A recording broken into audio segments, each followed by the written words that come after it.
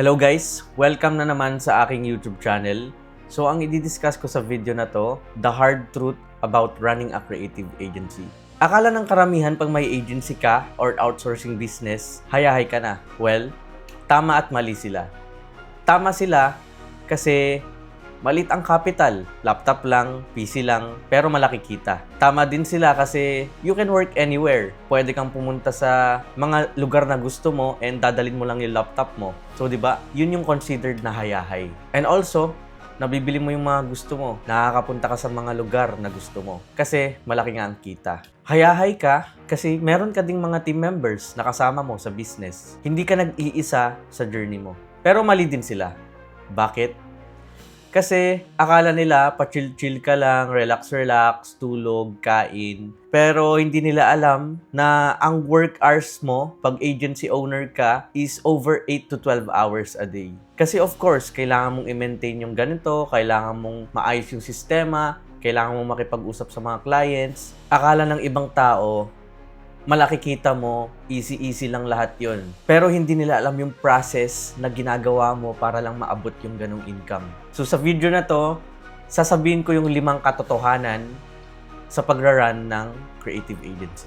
Truth number 1, you can lose clients anytime. So itong business na to, hindi ko naman siya masasabing sobrang high risk tulad ng crypto and trading. Pero mataas ang risk niya sa part na you can lose clients anytime. So, normal na to sa mga freelancers, sa mga nag-outsourcing, sa mga service-based businesses. It's normal to lose clients. And of course, kailangan maging ready ka sa mga ganong instances, situations, kasi it will happen. So, I've lost, I think, process ko lang saglit. I think I've lost 2 clients, 2 full-time clients sa buong journey ko. Actually, 3.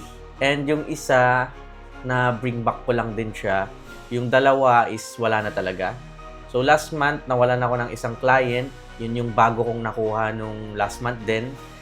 And yun, hindi ko na talaga mabibring back kasi startup business. So nakafocus siya sa dropshipping products.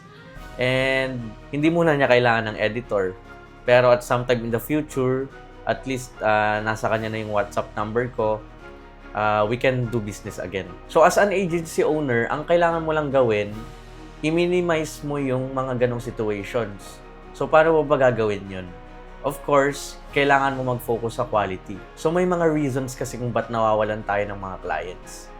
Reason number 1, hindi na nila kailangan ang service natin. So, if startup sila, for example, yung kaninang sinabi ko sa inyo, or mag-i-stop na yung business nila, na-bankrupt sila, or gusto na lang nila mag-retire, hindi na sila mag-create ng videos ulit. So, yun yung mababaw na reason lang. Hindi na nila kailangan ang service natin. Reason number 2 naman, hindi okay ang quality ng works mo. Hindi okay ang edits, hindi okay ang mga works na binibigay mo sa kanya, or hindi nagko-convert yung ads na niraran niya sa Facebook. Maybe ganun, or sobrang baba ng views niya kasi nga ang pangit ng edits. Something like that. Pero if magaling ka naman kumuha ng clients, no problem na sa'yo yan. If nawala yung isang client, palitan mo na lang siya ng another 2. If nawala yung isa, palitan mo siya ng isa. So, ganun lang yun guys. Sa mundo ng freelancing and outsourcing, ganun lang talaga yun. You will lose clients. Pero, nasa sayo na yan kung paano mo ba susolusyonan yan. Fix the quality. If the decision is to stop working with you, palitan mo na lang yung clients mo. Ganun lang yung kadali. Truth number 2, hiring employees is harder than getting clients. So, akala ng karamihan nagsisimula na sobrang dali lang kumuha ng employees, ng mag-build ng team, and mahirap kumuha ng clients. Pero hindi yun totoo guys.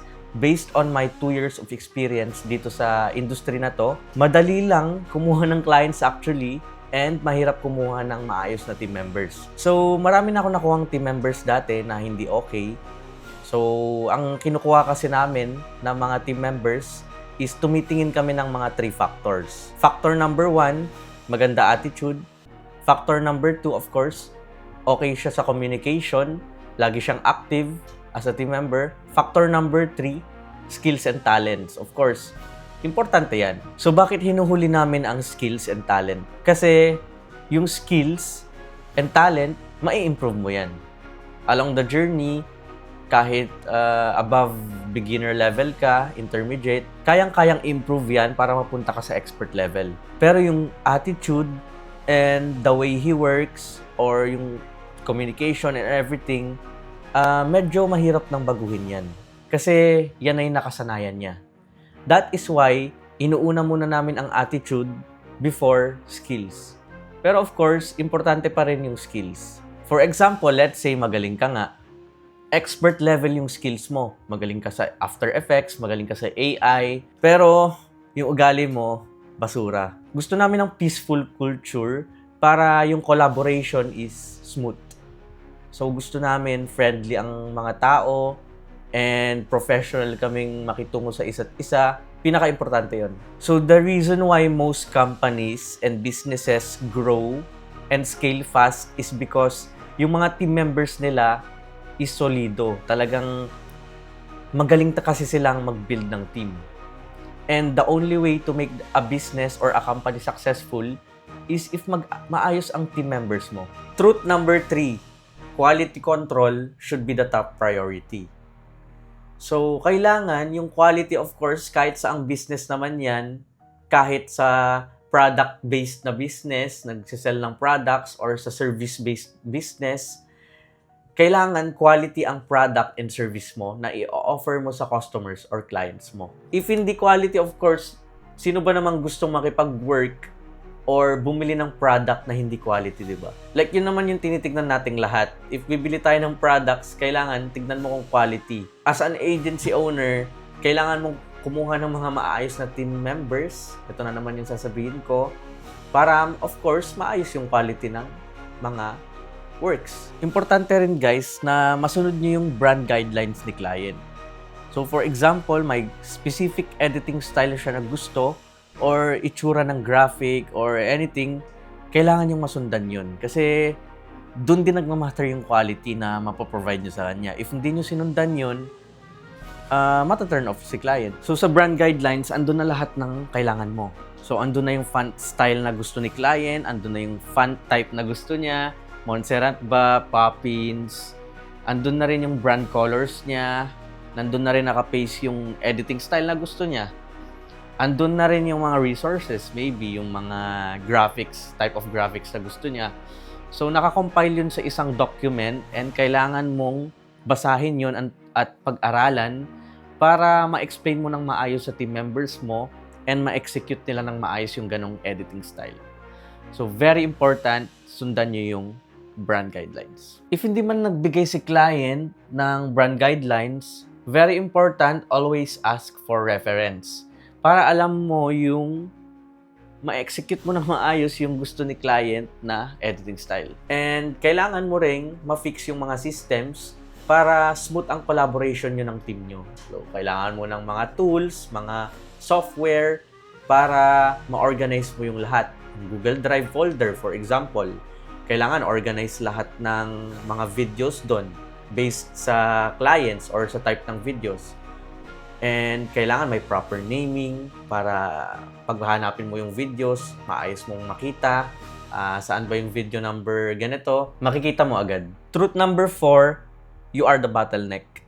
So if agency owner ka, what I mean by bottleneck is sa'yo lahat dumadaan. Meetings with clients, meetings with editors, lahat ng problems mapupunta sa'yo. Lahat ng solutions, most likely, is magagaling sa'yo. Ikaw yung makikipag-collaborate sa mga team members mo para ma-fix nyo yung problems. Ikaw naman yung makikipag-usap din sa mga clients para ipakita mo yung solutions na you came up with your team. So, pag may revisions from clients, sasabihin sa'yo, and then ikaw naman, i-explain mo sa mga team members mo kung paano ma-fix yun. And then, pagtapos na, i-quality check mo kung okay na ba, na-fix ba niya, and then ibibigay mo na kay client. So, kumbaga, talagang bottleneck ka dito sa business na to, and the only way to make it easy is to have good systems. Truth number 5, wala kang day offs. So, nung nagsimula ako sa journey ko, November 14, 2023, since then, wala na akong day offs. Every day talaga is nag-grind ako. If wala akong gagawin, for example, walang task si client, mag-work pa rin ako. So, paano? Ano bang mga ginagawa ko sa work? Of course, hanap ako ng way kung paano ko ba mai-scale pa yung business ng mabilis.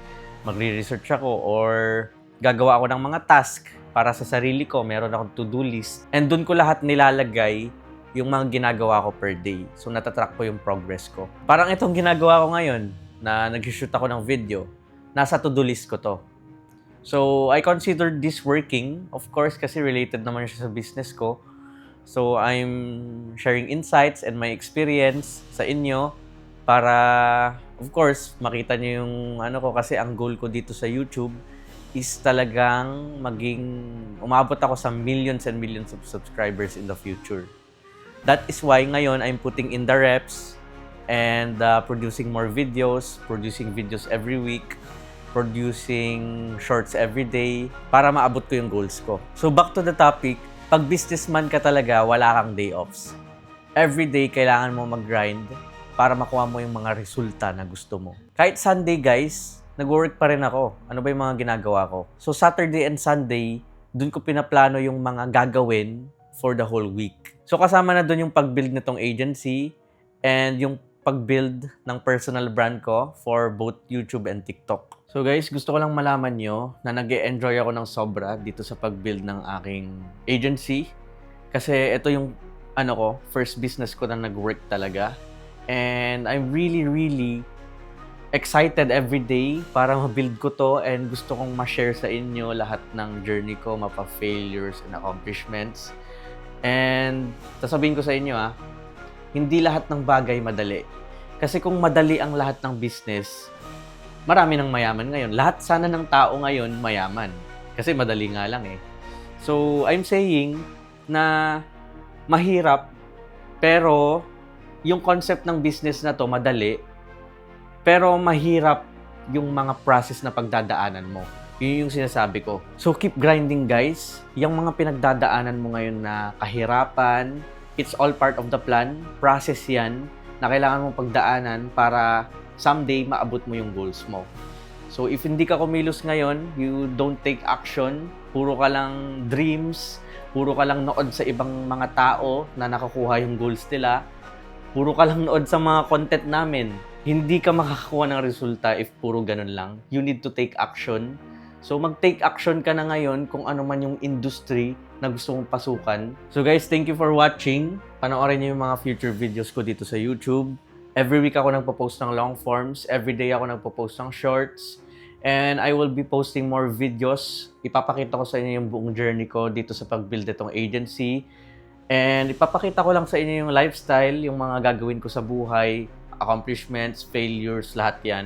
Papakita ko sa inyo lahat. So if hindi ka pa nakasubscribe sa akin, click mo na yung subscribe button and yung notifications, i-turn on mo. Para pag nag-post ako ng videos, makikita mo. Join ka na rin sa community ko kasi meron akong brotherhood doon kung saan lahat kami nagtutulungan para pumaldo online. So, kumita ng pera online. And also, andito din sa Linktree ko yung mga socials ko. So, connect with me on IG para makapagkilala tayo and maybe someday collaborate. So, comment down below kung may questions ka. And kung meron ka mang topics na gusto nyong i-vlog ko sa next na videos. See you again. Bye.